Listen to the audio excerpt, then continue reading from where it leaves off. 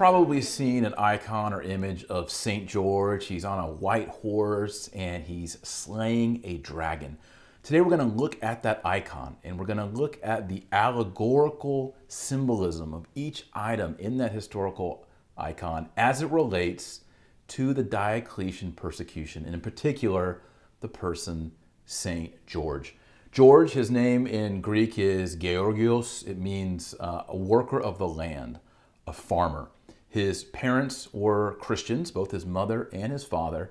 His father seemed to maybe have died when he was younger. He was raised by his mother, and eventually he became a tribune in the Roman Empire. Tribune is a very high rank, puts him very close to the Emperor Diocletian. During this time period, Diocletian had created what's called a tetrarchy in the Roman Empire. So there were two Augustuses, or Augusti, and there were two Caesars. So two senior emperors and two junior emperors. And Diocletian is in the east, and Diocletian is the one who was the most violent and brought about the most martyrdoms during this time. So George is close to the emperor, and it becomes apparent to the emperor, according to most traditions, that his tribune, Georgius, is in fact a Christian. He's outed as a Christian. And so Diocletian goes to George and he says, hey, I'll give you lands, I'll give you rank, I'll give you these things.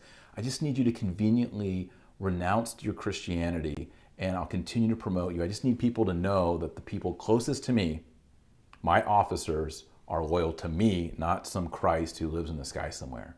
And George says, no, I will remain faithful to Christ. And so Diocletian, according to tradition, pleads and pleads and pleads with George. He realizes that it's not going to happen, and so he has George decapitated. That's the story of the martyrdom of St. George. Now, you've probably maybe heard the tradition of the dragon, or you've seen the image, and I'll tell you that story as well. Again, now this is lowercase t, if that tradition.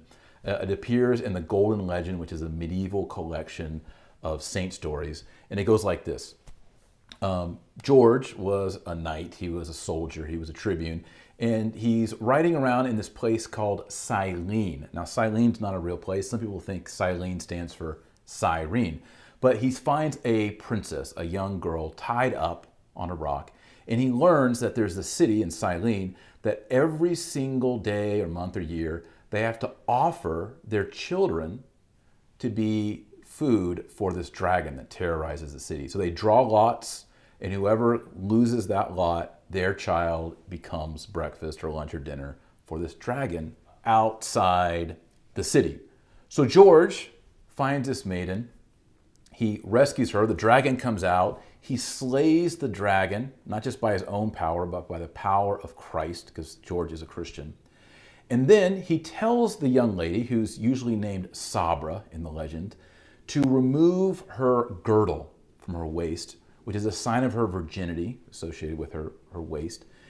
And he uses the girdle as a lasso or as a leash for the dragon, and they lead the dragon to the gates of the city, and everybody can't believe that this dragon is being led by a virgin, by her girdle. And he tells the whole city, I've conquered this beast by the power of Christ, and I will kill him if you submit to Christ, if you take on baptism and become Christian. The king, the people are enthusiastic about this. He kills the dragon. The dragon is dead. He returns the young lady back to her father, the governor or the king, and all is well. The father, of course, wants George to marry Sabra, and George says, no, I'm dedicated to Christ. I'm a celibate. I can't take your daughter as my wife. And so he moves on. And that's where the story of the dragon comes from.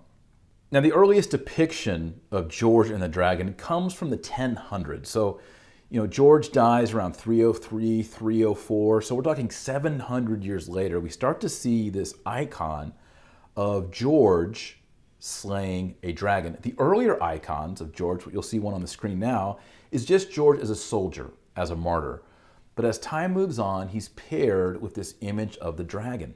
So what is going on here? Well, the icon that you see on the screen is symbolic. It's an allegory of the actual death, the martyrdom of George. And if you know what all the pieces on the icon mean, it tells you a reversal of the death of George. We know that the martyrs conquer evil, they conquer Satan through their death, through their blood. So George Although he is a martyr, he's killed by Diocletian, he's victorious.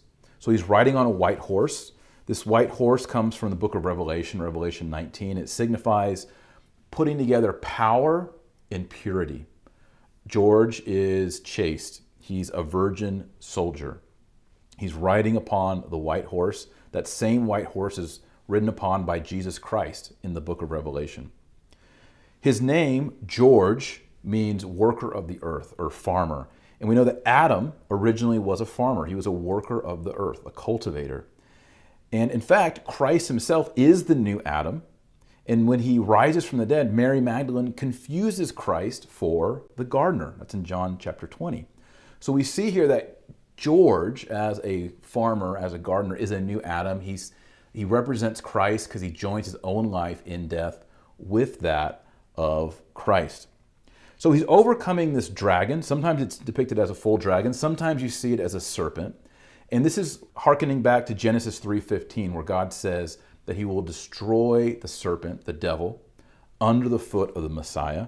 Also in Revelation 12, we see that the dragon himself is destroyed by Christ. The dragon signifies Diocletian. It seems in this life that Diocletian is successful, that he has killed and snuffed out George. But in fact, George lives on, and through his intercession and through his witness, he destroys Diocletian. He destroys the Roman Empire. What happens just 10 years later? Constantine comes and transforms what was a pagan Roman Empire into a Christian empire. The devil himself is the dragon. You know, you can see the dragon as Diocletian, as evil personified, as Satan himself, or even as Roman paganism. Now, off to the side, you'll see a young lady. This can stand for a number of things. It could stand for Eve, who's been in bondage to the serpent ever since the fall. It could stand for the church, who's in need of salvation. Or one tradition states that Diocletian's wife, when she witnessed the martyrdom of George, she herself experienced a conversion and became a witness to Christ. In the background, you'll see a city. This city signifies the secular city of man waiting for redemption. They're like spectators watching to see if George and his church and Christ can overcome Diocletian and the powers of evil. It's also a sign of the Roman Empire. The empire is this city in Rome, the city. And as St. Augustine tells us, the city of God is not tied to a place on earth. Of course, as Catholics, we have our capital in Rome, but the city of God is heavenly. And so the example of the martyrs, of these saints who accept their death for Christ, are actually riding victorious, you might say, on a white horse of power and purity, and are transforming that city in the background from a city of man into the city of God. Another way of saying it is the Roman Empire, which is pagan, becomes the Roman Catholic Church, which is sacred. So there's St. George. He's a martyr. He is chaste. He is pure. He's a virginal soldier. He is a man of God, and he stands as a witness under the Diocletian persecution of what it means to be faithful to Christ. St. George, pray for us.